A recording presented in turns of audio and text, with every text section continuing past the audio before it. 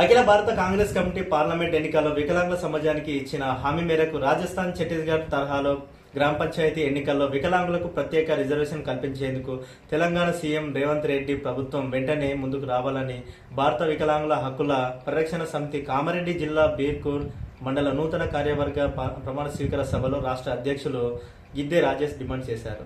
మరి మొత్తం కూడా నీరుగార్చడమే ఆయన లక్ష్యంగా పెట్టుకొని పనిచేస్తున్నారు. అందుకు అనేకమైనటువంటి ఉదాహరణలు ఉన్నాయి. రేవంత్ రెడ్డి గారు పరిశ్రమల రంగంలో వికలాంగులకు ఉన్నటువంటి రిజర్వేషన్ ఎత్తేసిండు. మేము అధికారంలోకి వస్తే అదే నెల నుంచి 6,000 రూపాయలు పింఛన్ ఇస్తానని చెప్పిండు. మరి అధికారంలోకి వచ్చి ఏడాది పాలన పూర్తయింది. దాదాపు ఇప్పుడు 13వ నెల పూర్తిగా వస్తున్నది. మరి నేటి వరకు కూడా పింఛన్ ఇవ్వలే.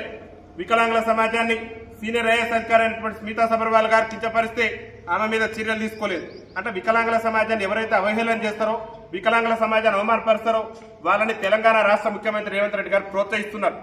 ఈ మధ్య కాలంలో కూడా మేమేం కోరుతున్నాం అంటే రాష్ట్ర ముఖ్యమంత్రి గారిని మాకు రాజస్థాన్, ఛత్తీస్గఢ్ మాదిరిగానే తెలంగాణ రాష్ట్రంలో ఉన్నటువంటి వికలాంగులకు కూడా రాబోయేటటువంటి గ్రామ పంచాయతీ ఎన్నికల్లో ప్రత్యేకమైనటువంటి రిజర్వేషన్ కల్పించి మరి మా వికలాంగుల సమాజానికి కూడా రాజ్యాధికారంలో భాగస్వామ్యం చేయమని అడుగుతున్నాం.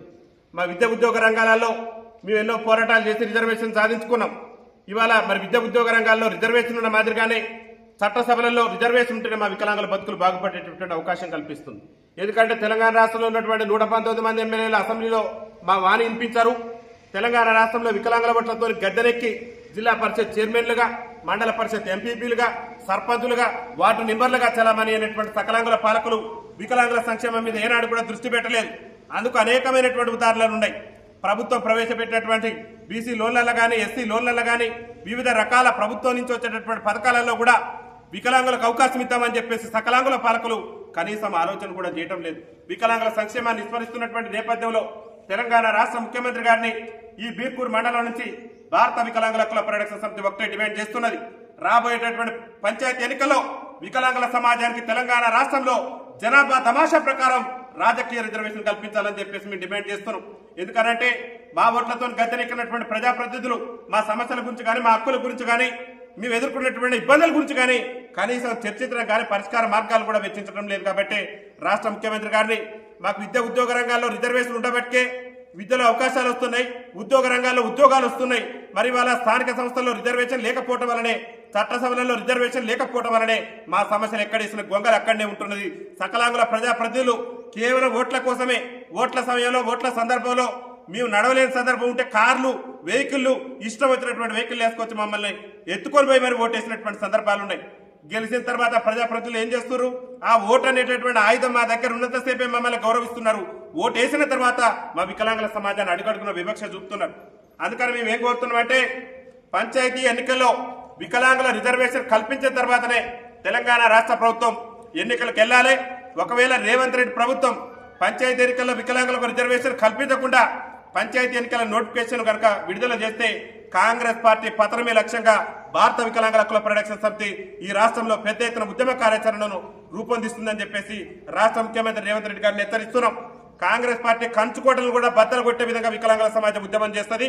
కాంగ్రెస్ పార్టీ కనుమరుగయ్యే పరిస్థితి తెచ్చుకోవటమో, ఈ రాష్ట్రంలో ఉన్నటువంటి వికలాంగుల సమాజానికి మరి రాజకీయ రిజర్వేషన్ కల్పించడమో రాష్ట్ర ముఖ్యమంత్రి గారిని తేల్చుకోవాలి. గొప్పలు చెప్పిండు ముఖ్యమంత్రి గారు. మేము గెలిస్తే 6,000 రూపాయలు అన్నాడు. ఇంతవరకు ఆ ఊసు లేదు. మేము గెలిస్తే వికలాంగులందరికీ ఆర్టీసీలో ఉచిత ప్రయాణం అన్నాడు. ఇవాళ ఆర్టీసీ బస్సుల్లో వికలాంగుల సీట్లు కూడా వికలాంగులు కూర్చునేటటువంటి పరిస్థితి లేదు.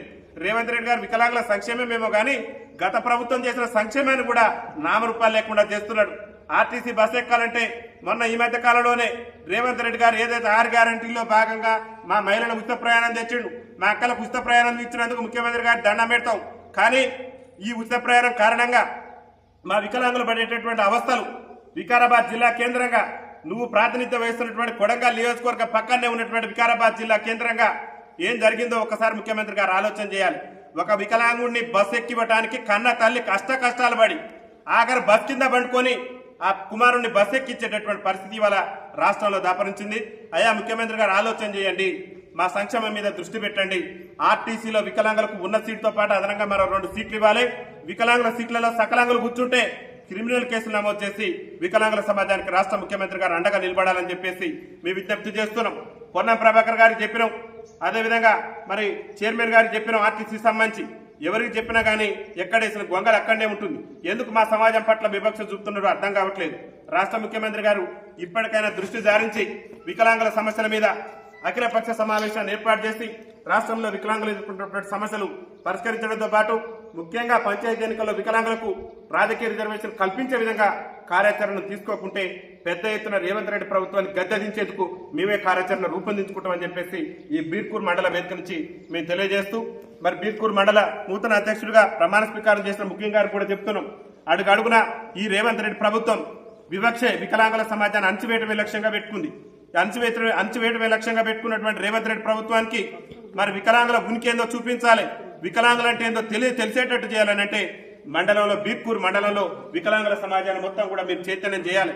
మండల అధ్యక్షుడిగా మీరు బాధ్యత తీసుకొని మండలంలో ఉన్నటువంటి వికలాంగుల సమాజాన్ని ప్రతి గడపకు తిరగండి, ప్రతి గ్రామానికి తిరగండి.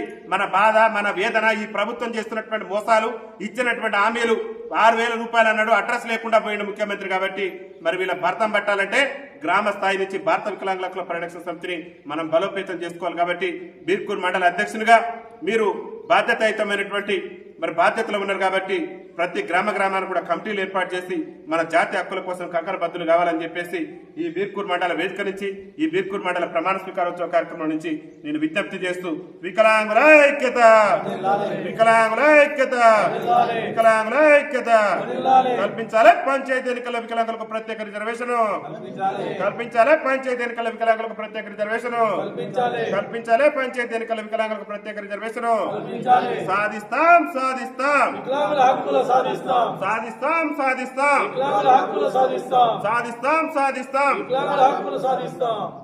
For more updates, subscribe to our channel. Thank you so much.